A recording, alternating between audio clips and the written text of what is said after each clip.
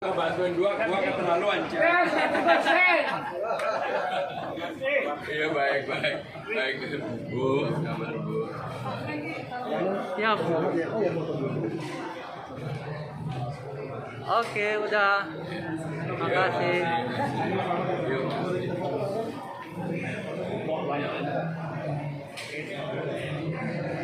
Siap, kasih.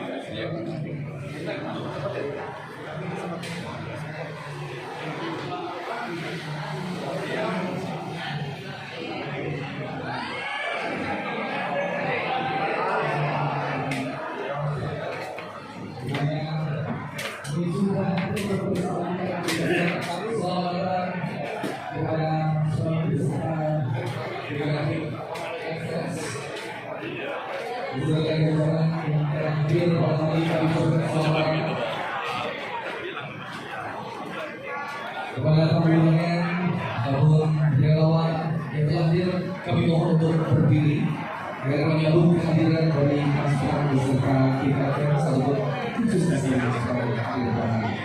Sekali kami ucapkan selamat pagi dan juga selamat datang di pantai Buniara, tentunya di jet ski kami. Selamat pagi Pak Ram dan beserta dunia, Mas Pram beserta dengan tim yang hadir yang tadinya sempat melakukan olahraga pagi, menyempatkan diri untuk mampir bertemu dengan warga pantai Buniara. Tepuk tangan untuk hadirin dan juga seluruh relawan yang hadir pada pagi hari ini. Terima kasih.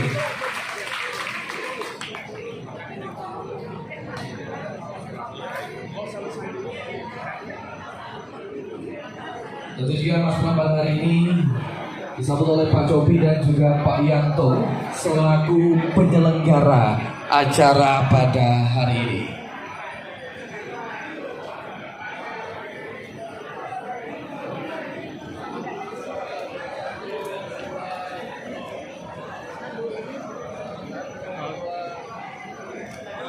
Enggak. Oke. Sekali lagi ucapkan selamat datang kepada rekan media dan juga fotografi. Oke, setelah ini kita akan mulai foto-fotonya nanti dulu ya. Baik, terima kasih. Nanti kita akan segera memulai acara. Kebetulan Mas Pram tidak bisa berlama-lama, jadi kita akan segera memulai acara pada pagi hari ini. Jadi untuk Bapak Ibu, nanti kita akan foto-foto, ada sesinya ya. Tenang saja, baik.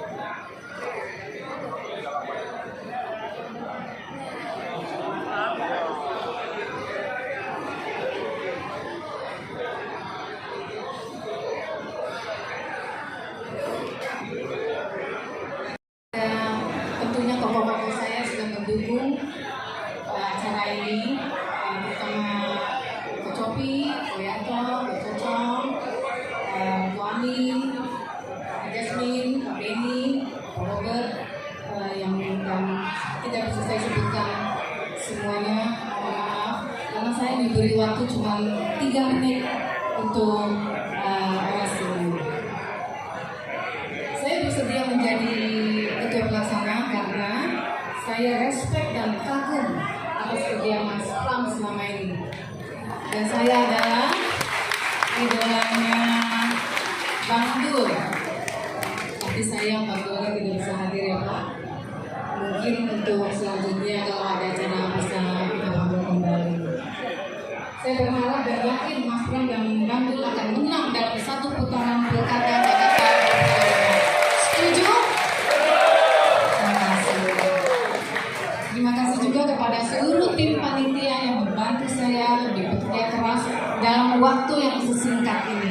Terima kasih banyak. Terima kasih juga untuk kehadiran Bapak-bapak Ibu-ibu yang mendukung Mas Pram dan Bang Dul menuju Jakarta yang lebih baik dengan semboyan Jakarta menyala kagak ribet deh.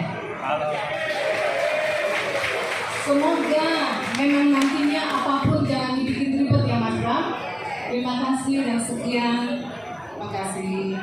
Terima kasih, boleh berikan tepuk tangan. Terima kasih atas sambutan yang luar biasa dari ketua pelaksana kita, yaitu Ibu Suryati Elsa.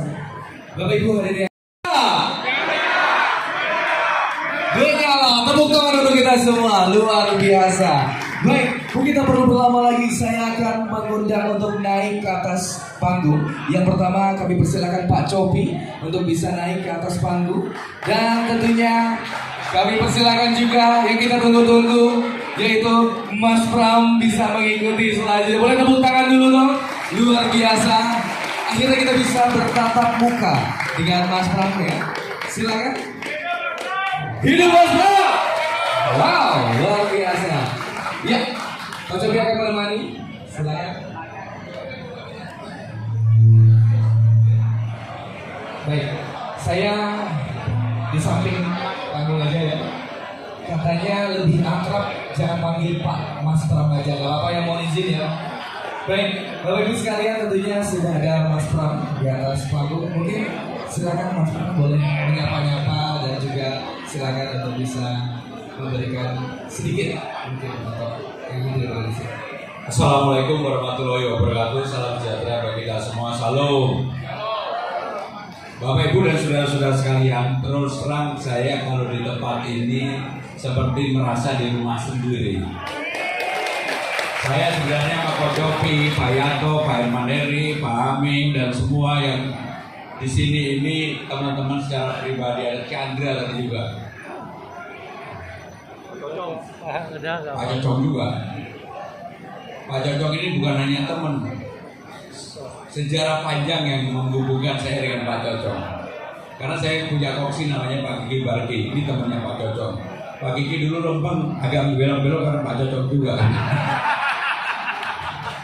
Enggak, Pak Cocok luar biasa Pak Cocok. Terima kasih. Kita ketemu terakhir di Sun City. Pak Cocok matur nuwun. Bapak Ibu saudara-saudara sekalian, yang pertama yang ingin saya sampaikan adalah kalau saya jadi gubernur, jadi pemimpin Jakarta, saya jadi gubernur, jadi pemimpin untuk semua agama, semua golongan, semua kelompok, dan pasti ini akan saya jaga penuh. Di mana saja saya mengatakan bahwa tidak boleh ada diskriminasi di Jakarta. Apalagi dengan Undang-Undang Nomor 2 Tahun 2024, Jakarta menjadi kota global dan sekaligus bukan lagi sebagai ibu kota negara. Dan untuk itu Jakarta akan bertarung dengan kota-kota global lainnya. Sekarang ini Jakarta nomor 74 dari 156 kota dunia. New York nomor 1, Singapura nomor 7, Bangkok 42, nomor 42, kemudian Kuala Lumpur nomor 72, Jakarta nomor 74. Artinya apa?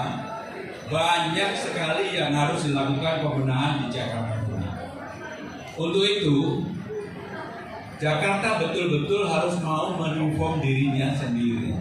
SDM-nya, aturannya, kemudian juga budayanya dan sebagainya. Apa yang akan saya lakukan untuk Jakarta? Karena ini di komunitas yang orang-orang yang rata-rata bisnismen, mereka mempunyai sesuatu yang luar biasa. Maka yang pertama yang akan saya lakukan adalah kalau kita membangun sesuatu, maka kita harus siap segala sesuatunya. Misalnya, saya beli turun Pak Kocopi duduk aja kok. Kocopi ini teman saya kalau malam-malam Kocopi lagi kesepian. Saudara-saudara sekalian, apa yang akan dilakukan? Dulu Ahok punya rumah susun di Pasar Jaya. Ternyata sampai hari ini, mohon maaf bukan mengkritik, tetapi memang persoalan untuk membangun rumah susun di Pasar Jaya tidak mudah. Ada 153 pasar Jumat sudah dibangun dan ternyata persoalannya adalah memindahkan pedagangnya nggak gampang. Kemudian Mas Anies punya yang namanya DP 0%. Apa yang terjadi dengan DP 0%? Pembebasan lahan. Sampai hari ini terkatung-katung karena persoalan pembebasan lahan. Walaupun sudah ada yang dibangun, tapi urusan lahan masih menjadi persoalan. Maka kalau saya jadi gubernur, saya tidak akan mengulangi hal ini. Apa yang harus dilakukan? Membangunnya di milik aset-aset yang dimiliki oleh Pemda yang tidak termanfaatkan sepenuhnya. Contohnya apa? Sekolah-sekolah yang ada, kantor kecamatan, kantor kelurahan, puskesmas, dan lain sebagainya. Bagaimana caranya? Caranya adalah misalnya, ini sebagai contoh aja. di Blok S ada tanah yang dimiliki oleh sekolah, tanahnya milik Pemda, luasnya 1,1 hektar. Muridnya di sekolah itu sekarang tinggal 120 orang. Jam 3, jam 4 sore sekolah itu sudah tutup, nggak ada aktivitas apa-apa. Padahal di Senopati, Gunawarman, di dekat Blok S, problem masalah kemacetan menjadi problem yang sangat-sangat serius. Kenapa nggak dibangun di Blok S tempat sekolah itu misalnya turun ke bawah 5 lantai untuk valet parking.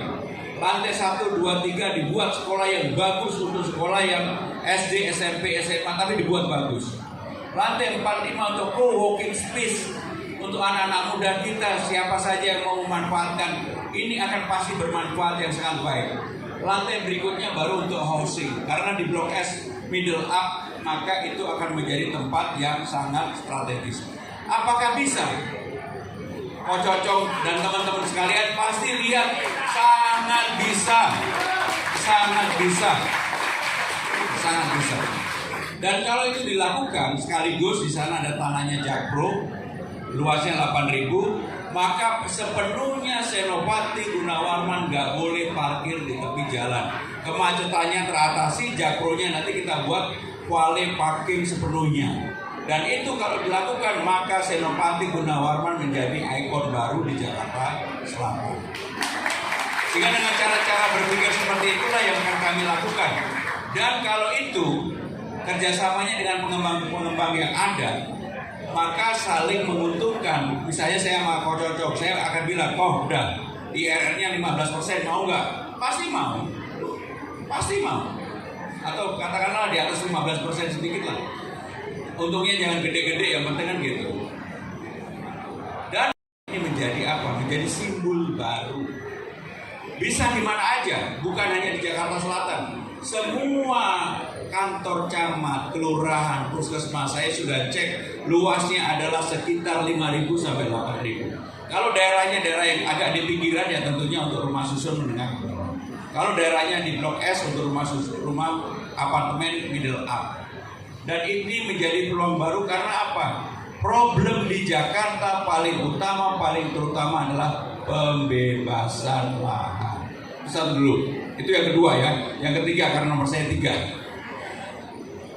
Karena saya di hadapan para pebisnis, orang-orang yang berpikir jangka panjang, orang-orang yang berpikir tentang sesuatu yang baru. Maka kalau saya menjadi gubernur, saya nggak mau jadi gubernur yang biasa-biasa saja.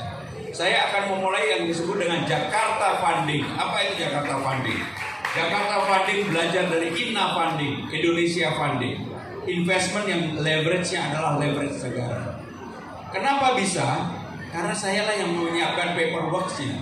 Ketika Presiden Jokowi, Bu Sri Mulyani, Pak Erik, dan juga para menteri lainnya membuat yang namanya INA Funding, Indonesia Funding. Waktu itu modalnya 2 triliun tambah 4 triliun menjadi 6 triliun. Sekarang size-nya udah di atas 100 triliun. Kenapa bisa? Karena leverage-nya negara. Leverage-nya negara. Sehingga dengan leverage negara tidak perlu lagi yang namanya garansi. Nah, apakah Jakarta bisa? Sangat bisa. Karena PDRB kita, pendapatan domestik regional bruto kita, hampir semuanya 70% lebih di Jakarta. Maka untuk itu dengan cara kita meleverage yang Jakarta yang ada, saya yakin bisa. Caranya bagaimana? Anggaran pendapatan belanja daerah Jakarta itu 91 triliun. Silvanya, sisa anggarannya rata-rata 5 sampai 6 triliun. Saya akan tarik 3 triliun. Kemudian bagaimana caranya supaya ada cantolannya? Ternyata Undang-Undang Nomor 1 Tahun 2024 tentang pendapatan pembagian bagi hasil antara pemerintah daerah dan pemerintah pusat sudah diperbolehkan untuk mengelola yang namanya dana abadi. Inilah yang akan jadi cantolan. Dan saya juga sudah berkomunikasi dengan para menteri yang ada. Mereka akan mengeluarkan peraturan Menteri Keuangan tentang hal ini. Dan kalau ini bisa, apa yang terjadi? Saya tadi udah punya 3 triliun. Waktu Inafan yang dihubungi yang mengelola sekarang namanya Rida, belum teman saya juga. Nah, dengan Jakarta Funding, siapa yang mau mengelola? Gak boleh ASN, gak boleh orang-orang BUMN. harus 100% profesional. Saya udah menghubungi seseorang yang namanya Hilman Sitohang, pasti di ruangan ini yang investasinya gede-gede kenal namanya Hilman Sitohang. Dulu CEO-nya Merrill dan sebagainya. Saya bilang sama dia, bisa nggak lu kelola uang 3 triliun? Mas, jangan 3 triliun dong. Masa selama ini saya 100 triliun turunnya kebanyakan. Dia bilang perlu 10. Saya bilang sama dia, oke, yang 7 saya leverage dari saya. Saya yang nyari pasti bisa 7 triliunnya. Gimana caranya? Bagi para pengembang yang gede-gede, lu kalau mau makan ini bagi dong duluan. Leverage aja yang penting. Bukan uang dia, saya nggak butuh itu. Leverage dia aja. Bagi dong ini sama-sama. Gampang untuk dapat 7 triliun. Kalau 10 triliun terkumpul, maka lebih besar modal dasarnya Jakarta Fund dibandingkan dengan Inafa. Selama dikelola profesional, saya yakin 3-4 tahun ini size-nya akan besar. Dan kalau itu size-nya besar, maka Jakarta tidak lagi bergantung pada pajak, restribusi, dividen. Harus ada income baru. Income-nya dari mana? Jakarta Funding tadi. Sehingga dengan demikian, itulah kenapa ini tidak terlalu saya sampaikan secara terbuka. Karena memang kalau bercerita yang begini, nggak semuanya bisa memahami. Kalau saya cerita begini, wajah-wajahnya memahami semua dan pengen ikut serta ini. Karena semuanya udah begini, pasti pengen ikut serta. Karena apa? Persoalan utama di Jakarta adalah pembebasan lahan. Pembebasan lahan. Jadi saudara-saudara sekalian, 3 hal itu yang akan saya lakukan. Tapi yang terakhir dari saya, mungkin nanti kau cocok. Biar kau cocok ini kalau lama-lama Kocopi, Kocopi ini kalau lama-lama di sini ada uang 50.000, ada 100.000, di sini ada dolar. Maka dengan demikian saya mohon doa restunya. Saya mohon support. Gak mungkin lah. Saya ini menjadi gubernur Jakarta tanpa bantuan Bapak Ibu saudara-saudara sekalian.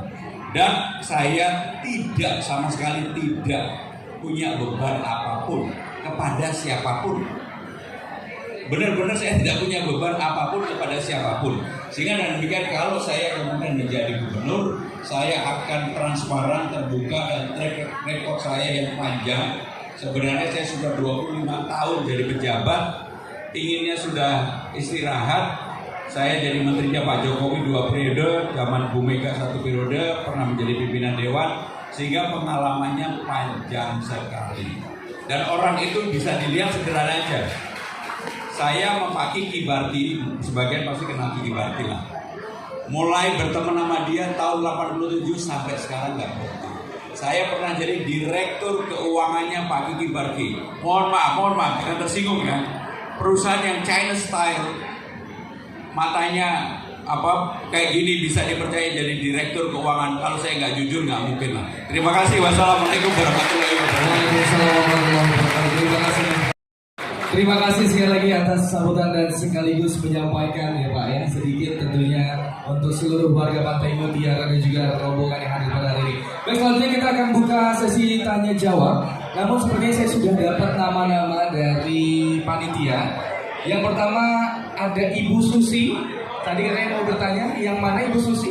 Oke, baik. Boleh diberikan mikrofonnya. Aduh.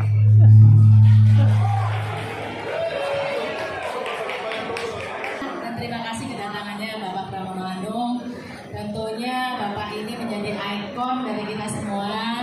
Yang pertama adalah Bapak memang tidak berambisi untuk menjadi gubernur, tapi diberikan amanah yang mulia dan Bapak bersedia. Kami berterima kasih.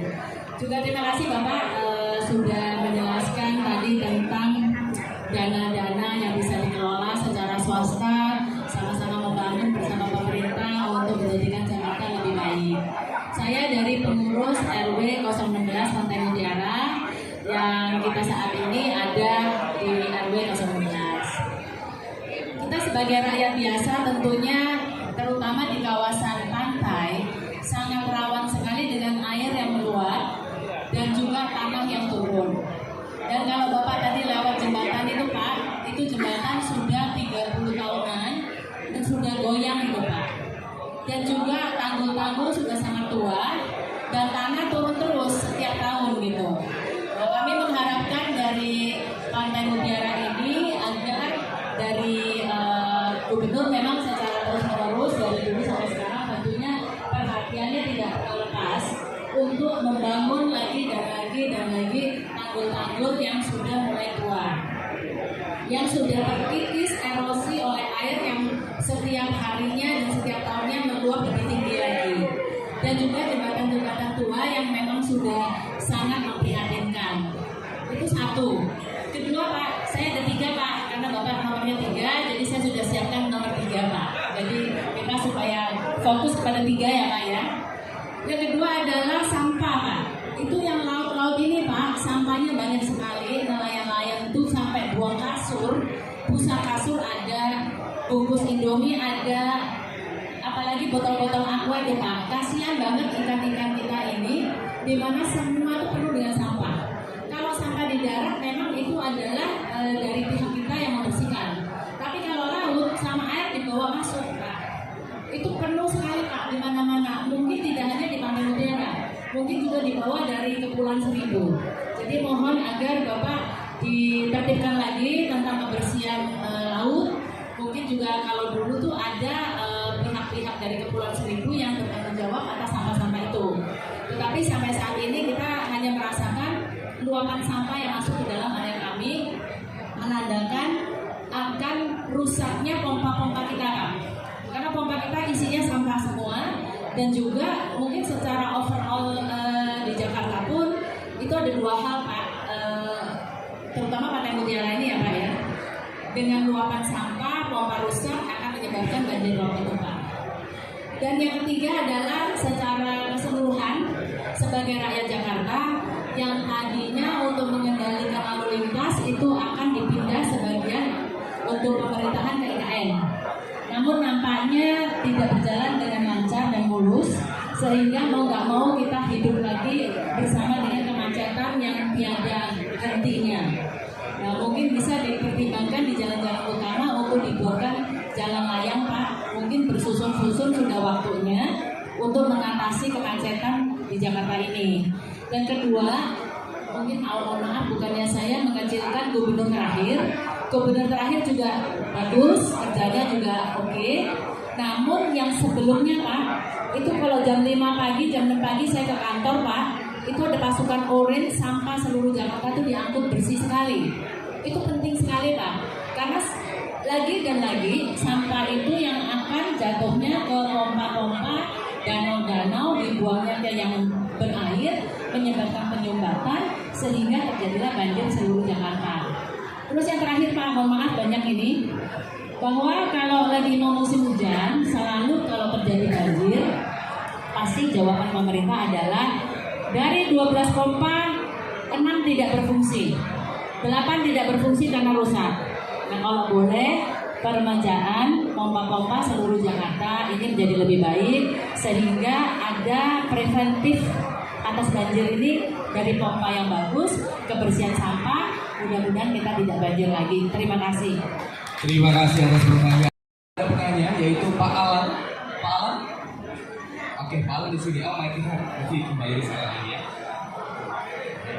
Silakan. Izin Bapak, saya pernah ketemu Bapak di bus. Mohon izin Bapak, saya tinggal di sini. Kebetulan juga RT 001 di kawasan Pantai Mutiara. Tadi sudah lengkap, banyak sih yang disampaikan oleh Bu Susi, Sekretaris RW Pak. Jadi kami bekerja di bawah komando beliau dan Pak Doni, Ketua RW. Jadi mungkin tambahin lagi Pak, karena Bapak nomor 3 tambahan Pak. 1, mohon izin Pak, sekarang ini banyak warga itu pengen meteran Pamjaya itu langsung di rumahnya Pak. Jadi kalau Bapak ketahui banyak kawasan pemukiman perumahan di Jakarta ini meterannya itu belum sampai ke masing-masing rumah Pak. Jadi itu salah satu di mana tetangga kami selalu menanyakan kalau boleh ada revitalisasi pipa sehingga meteran itu bisa langsung dipasang seperti PLN Pak. Dipasang di rumah langsung bayar ke Pamjaya setiap bulan, nggak usah dikoordinir oleh RW ataupun developer. Itu satu. Kedua, Bu Susi sudah banyak sampaikan terkait pasangan Pak. Kami sudah tua terkait jalan kawasan, jembatan, dan tentunya yang paling krusial Pak, tanggul Pak. Karena banjirop dan juga tanggul yang tua kalau jebol itu dampaknya luar biasa Pak. Jadi pada saat COVID beberapa tahun lalu sempat Pak, kami di sini terendam Pak. Jadi itu salah satu hal yang tetangga juga kalau menyampaikan aspirasi selalu titipkan ke kami. Terakhir, mohon izin Bapak, kadang-kadang Pak di sekitar perumahan kami ada kawasan kampung yang kalau malam-malam Pak itu musiknya, speakernya masih terlalu kencang Pak. Ini juga selalu kami laporkan kepada Pak Lurah, Satpol PP. Memang beliau-beliau ini sangat membantu Pak, tapi tetap banyak orang-orang yang bandel Pak. Jadi walaupun sudah dirazia, walaupun sudah diingatkan, tetap aja speakernya kencang, jualan kopi sampai jam 3, jam 4 Pak. Dan ini sangat mengganggu warga Pak. Terima kasih Bapak, semoga sukses. Terima kasih. Di Jakarta Timur ada di UI, acaranya cukup besar, jadi saya mohon maaf agak terlalu buru-buru. Yang pertama Ibu Sutri Bu, memang di Pantai Mutiara ini sudah terlalu lama sebenarnya, hampir 40-50 tahun, termasuk apa ya, beberapa memang perlu dilakukan renovasi. Termasuk yang Ibu sampaikan tadi, pompa dari 12 seringkali hanya 6 yang jalan dan sebagainya. Kenapa kemudian pemerintah Jakarta tidak segera mengatasi itu? Tergantung pemimpinnya Bu. Kalau saya melihat persoalan-persoalan ini, saya akan lihat sendiri. Begitu gubernurnya lihat sendiri, pasti bawaannya akan lebih rajin untuk menyelesaikan persoalan itu. Jangan kemudian pompanya katakanlah dijalankan kalau rop sedang naik atau hujan kiriman sedang turun. Jadi persoalan banjir di Jakarta pada dasarnya itu ada 3. Satu yaitu banjir kiriman dari atas. Sekarang ini banjir kiriman relatif sudah mengalami penurunan, yaitu karena ada 2 waduk yang dipasang di Sukamahi dan di Ciawi, sehingga praktis banjir turunannya sudah turun. Yang kemudian yang kedua adalah banjir lokal. Banjir lokal itu karena sedimentasi, karena sampah, nggak dikeruk, terutama di Jakarta Tengah ini. Itu terjadi, kemudian yang disebut dengan banjir lokal. Yang ketiga yang terjadi di sini, di Pantai Mutiara, itu banjirnya karena banjir lokal dan juga karena rob. Jadi 2 inilah yang menyebabkan di daerah Pantai Mutiara itu sering terjadi banjir. Memang kata kuncinya Bu, 1, pompa. Nggak bisa enggak pompa. Yang kedua, tanggulnya diremajakan, tanggulnya diperbaiki. Kalau enggak, ini akan berulang terus. Maka nanti kami akan duduk bersama dengan warga untuk bisa mencari jalan keluar bersama. Sehingga dengan demikian nggak bisa persoalan seperti di Pantai Mutiara ini diselesaikan sendiri oleh pemerintah Jakarta. Nggak bisa, harus duduk berdua. Nah yang berikutnya yang tadi pertanyaan tentang kemacetan. Apa yang harus dilakukan tentang kemacetan? Di Jakarta ini kemacetan terutama terjadi pagi dan sore hari. Dan kenapa selalu pagi dan sore hari? Karena ada kendaraan umum atau motor yang masuk ke Jakarta, warganya kurang lebih 4,5 juta. Jadi Jakarta ini kalau pagi masuk 4,5 juta, sore keluar 4,5 juta. Maka dengan cara pendekatan lama sudah tidak bisa lagi. Apa itu pendekatan lama? Caranya adalah Transjakarta. Padahal persoalan utamanya bukan di Transjakarta, tapi Transjabodetabek. Karena yang menyebabkan adalah sabun area dari Bogor, Bekasi, Tangerang Selatan, Depok dan sebagainya. Untuk itu, pemerintah Jakarta sebelumnya sudah punya yang namanya Transjakarta, digratiskan 15 golongan. Kalau saya jadi gubernur, saya nggak menggratiskan 15 golongan hanya untuk Transjakarta, tapi untuk Transjabodetabek, supaya orang dari ujung nggak lagi bawa mobilnya masuk di Jakarta, diparkir di mana, kemudian tetap beraktivitas di Jakarta. Maka kita buat mereka parkirnya di Tangerang, di Bekasi, di Depok, Tangerang Selatan, dan sebagainya yang kita sebut dengan sistem park and ride. Itu sistem yang ada di dunia adalah park and ride. Artinya apa? Orang dari rumah hanya butuh 500 meter, dia bisa naik sepeda, dia bisa naik motor, dia bisa naik mobilnya, terserah. Ada tempat untuk parkir, dan begitu parkir maka dia bisa jalan kaki langsung naik transportasi umum. Maka kepada 15 golongan saya akan bebaskan. Apa itu 15 golongan? ASN, TNI Polri, disabilitas, orang dengan pendapatan terbatas, para pelajar, atlet, seniman. Sehingga dengan demikian ketika mereka dari Bekasi pikirannya udah merasa nyaman, ada kepastian dia naik kendaraan atau transportasi umum. Maka Jaklingko-nya kita akan buat sampai dengan kampung-kampung. Bahkan saya memikirkan sistem orang yang mau ke Pulau Seribu, karena ini berbatasan, cukup dengan angka 30.000 dia bisa dari manapun, termasuk dari Bogor, dari Tangerang, Tangerang Selatan, sampai ke Pulau Seribu PP. Karena saya udah hitung Pulau Seribu PP, tapi bukan seperti Kocopi, bukan yang punya Yat sendiri atau Pak Irman Heri, bukan. Ini adalah yang menggunakan transportasi umum. 30.000 cukup. Sehingga dengan demikian maka orang dari mana saja ada kenyamanan, ada kepastian untuk sampai bisa dimanapun. Sehingga dengan demikian kendaraan pribadinya, baik motor, mobil dan sebagainya, akan diparkir di tempat yang tidak terlalu jauh dari rumahnya. Maka dengan demikian akan dibuat yang disebut dengan Trans Jabodetabek. Yang terakhir dari saya tadi Pak Alan. Sebenarnya pertanyaan Pak Alan hampir sama dengan Bu Susi. Intinya begini, daerah-daerah seperti Pantai Mutiara ini memang banyak yang harus direnovasi. Bukan hanya tanggul, bukan hanya sarana-prasarana untuk portnya, tetapi juga hal-hal lain termasuk jembatan tadi yang ditanyakan. Nah, ada yang swadaya masyarakat, ada yang memang jadi bebannya pemerintah Jakarta, ada juga sebenarnya masih tanggung jawab pengembang, termasuk Fasos-Fasum di sini. Saya yakin biasanya pengembang atau tempat makin mewah, makin kelasnya tinggi, persoalan Fasos-Fasumnya juga makin rumit. Tidak semuanya transparan. Mohon maaf, mudah-mudahan saya salah. Mudah-mudahan di sini semuanya fasilitasnya udah bagus. Tapi kemarin saya ketika di Pantai Indah Kapuk bertemu dengan kurang lebih komunitas yang sama. Persoalannya Fasos-Fasumnya jadi persoalan.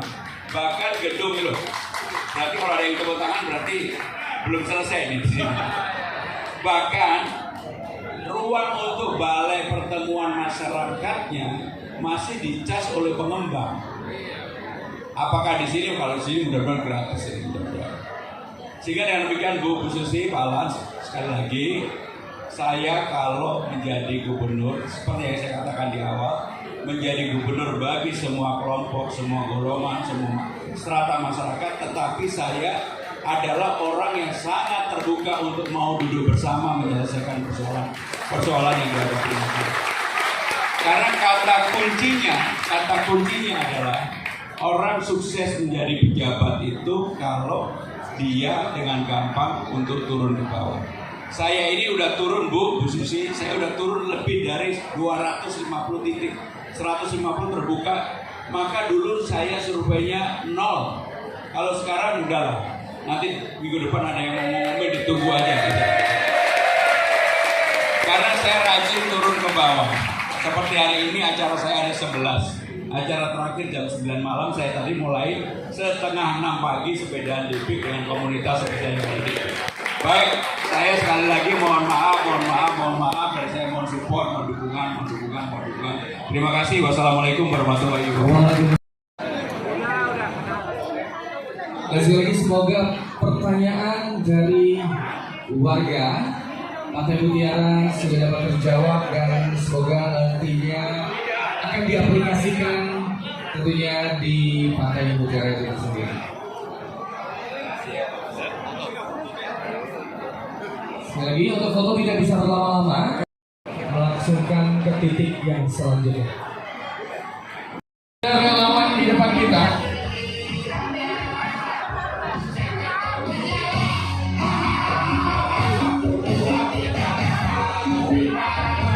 Ya, jadi kemana-mana itu surat suara ada nomor 1, 2, dan juga 3. Silakan untuk dicoblos nomor 3. Iya, tepat di tengah fotonya ya Bapak Ibu ya, itu tadi simulasinya. Oke, baik sekali lagi katanya mau ulang udah. Sekali lagi simulasi pencoblosan. Pilih untuk Mas Pram harus lanjut ke titik selanjutnya. Tentunya untuk Jakarta. Makasih Pak. Sama-sama.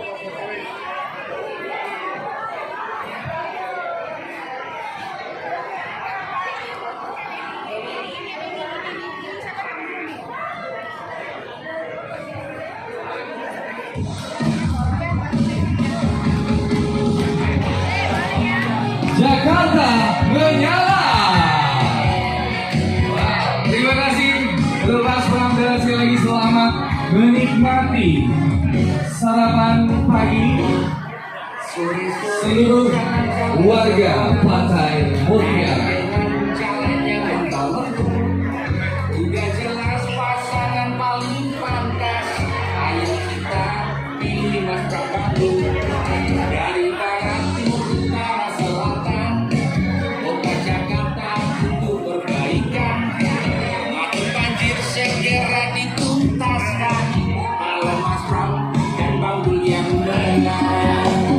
Satu, dua, tiga, Jakarta harus waspada. Hanya Mas Pram dan Dul pilihannya. Jakarta menyala. Satu, dua, tiga, empat, lima. Mimpi Jakarta. Sekali lagi bagi Bapak Ibu seluruh warga Pantai Mutiara Bapak-Bapak, silakan bisa menikmati sarapan pagi.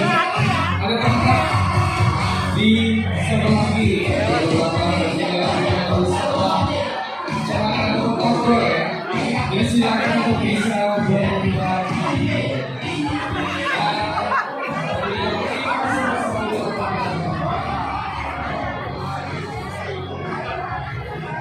Acara sudah selesai. Pantai Mutiara 2 November 2024.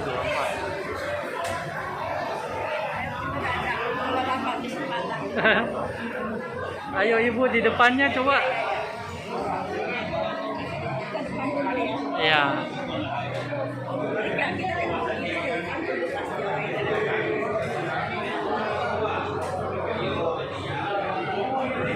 Foto Ibu tadi gelap soalnya. Oh iya, mataharinya di depan.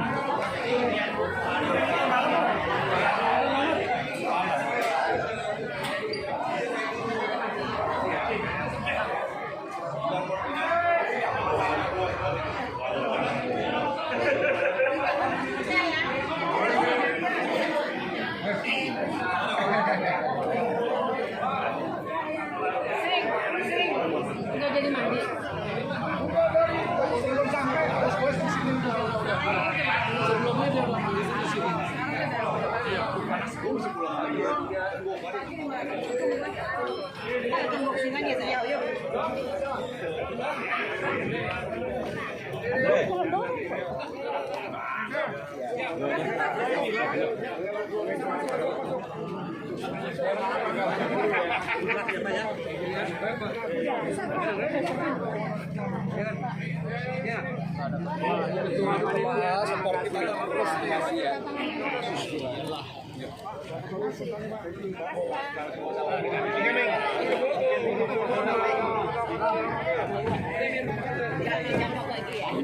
Iya.